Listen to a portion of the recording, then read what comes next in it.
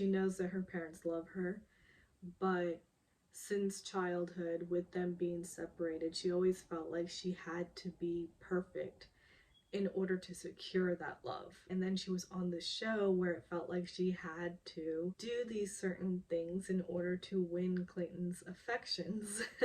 Because they're always put in these stupid challenges where she has to do things that, like, essentially he wants them to do, but it's only through the show, but still, it's, yeah. So that wasn't great, and being in the Bachelor environment just sort of always made her feel like she was coming up short. But, she is saying, though, that she's very open and ready for love. She knows that she wants to be a wife. She thinks she'll be a good wife and a good mother, and she's ready for that. So, yay. And then Jesse makes her put Clayton's brother on blast, who apparently slid into her DMs, and she was like, yeah, one Eckerd brother is good enough in a lifetime, so damn. Okay, so anyway, moving on from Teddy, we go to Serene. Yes, Serene. They just do a general overview of her time over there. She did fall for Clayton. She was surprised by her brother and like how he was in such an emotional state, but she loves her brother very much. She does bring up her cousin who had passed away recently and talks about how she knows that her cousin would want her to live her life to her fullest, and so she is, and it's not just for her cousin, she is also doing it for herself. But she's just waiting and hoping to meet her person. So that's really sweet. So now they bring out Clayton. So Clayton talks about how watching it back has been the hardest thing for him. That he thought he had done things in like a good way at the time, and then looking back, seeing that, wow, he really didn't handle situations well. Or I kind of feel bad because he does mention this at one point, and I truly am agreeing with him on this. Is he talks about how he made the best decision that he could make in that moment based off of the knowledge that he had of what was going on. Which is why he says he has no regrets from the season. And Sierra sort of brings up with him that, okay, but why though? You had all of us coming and telling you that Shanae was bad news, and you just didn't listen and kept her around week after week. And so she doesn't understand why he did that. And he says that at that time, he didn't really have that trust built with all of them.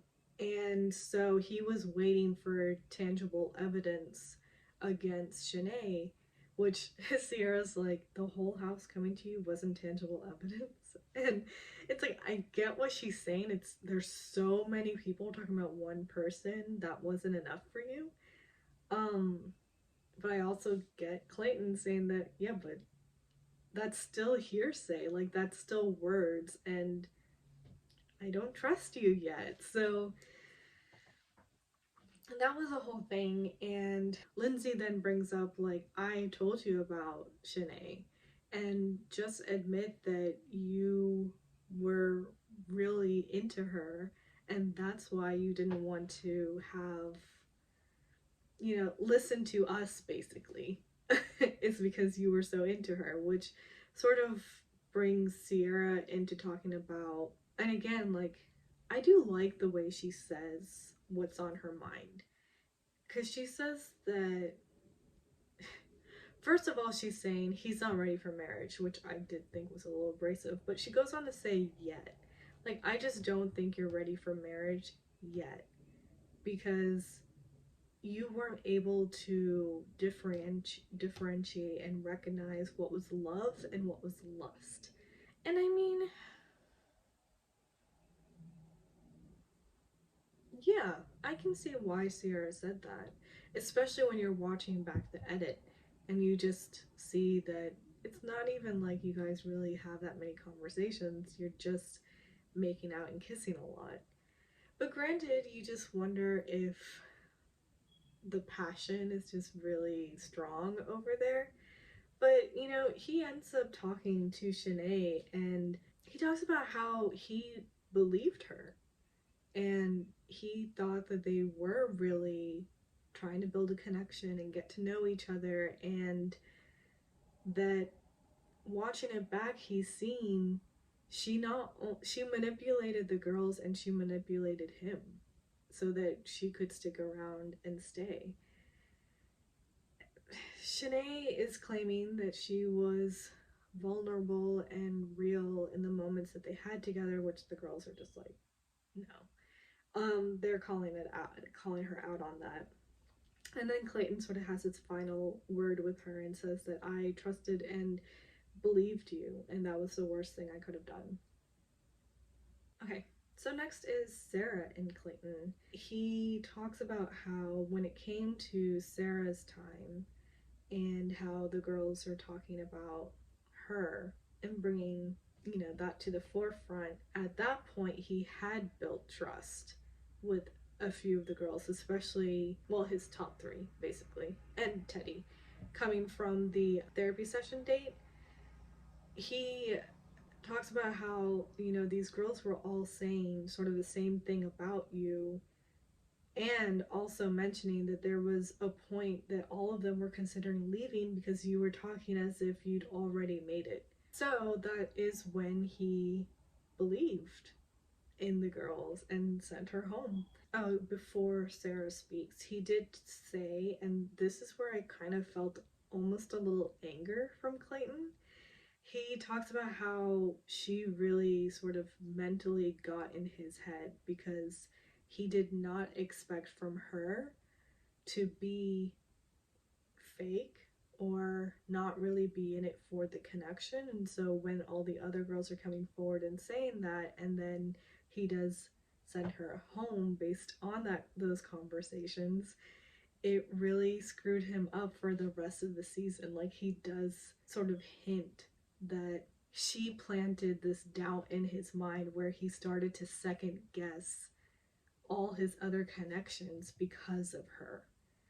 So this is like this weird situation because Sarah is then talking about how when she's watching it back, she's seeing that actually he kept on stirring the pot and putting her in the situations to have confrontations with the other woman.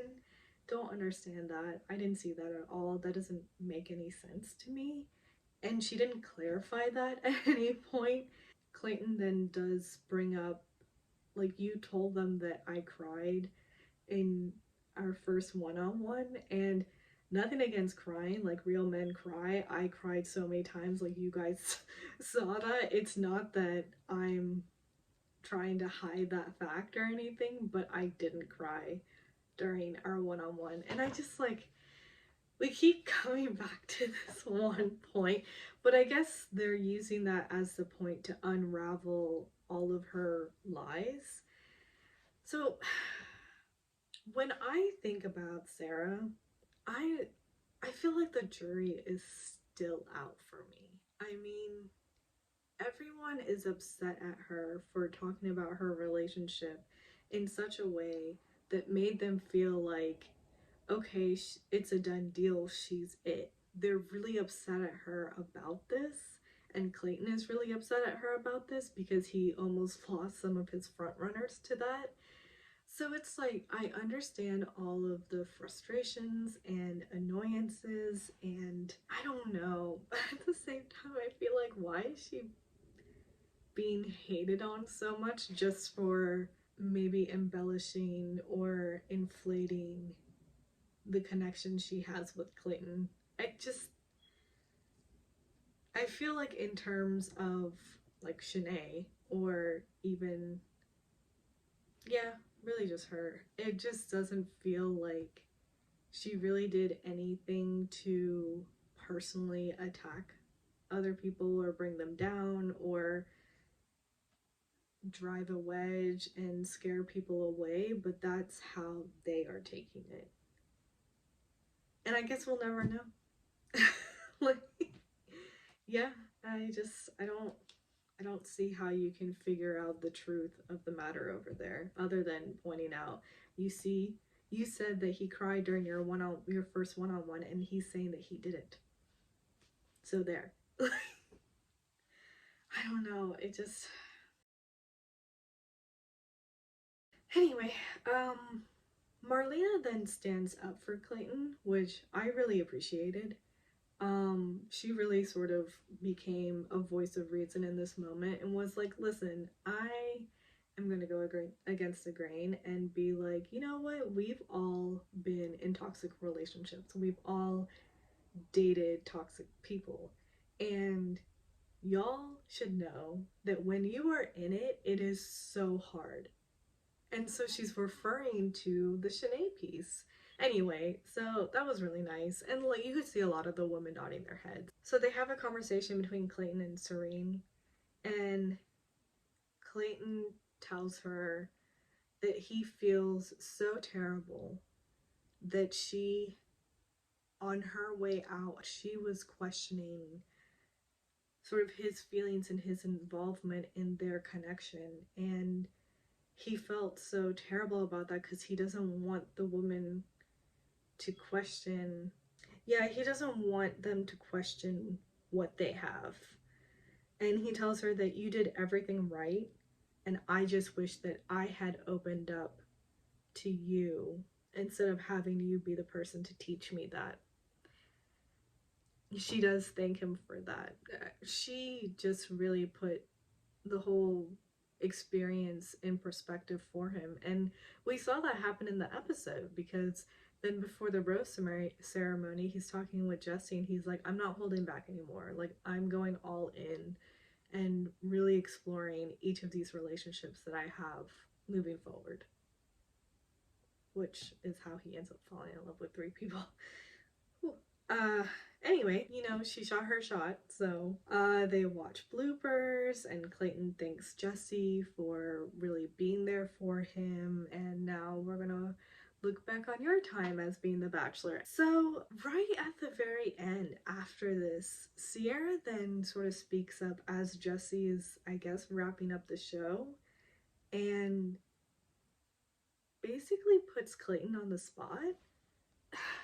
Sierra's basically like, I know what ends up happening next, and how dare you, is basically what she says, which really shocked me. Felt very forward and putting him on the spot, and somewhat like she's disappointed. So I don't know what ends up happening, because Teddy then speaks up and says that I also know what ends up happening, and I hope that you're okay.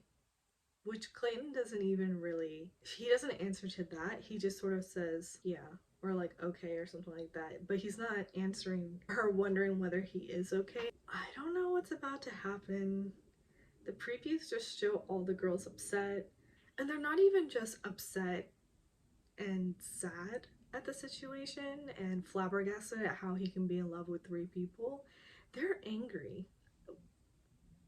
Of course, they have every right to be angry. And you hear Clayton talking with, I'm assuming, a producer, and he's like, how do I even move forward from this? Like, how can I trust anything? So this is where I feel that, this is why I echo back to when Clayton was talking with Sarah, and he does mention that you got in my head. And I then started doubting everything.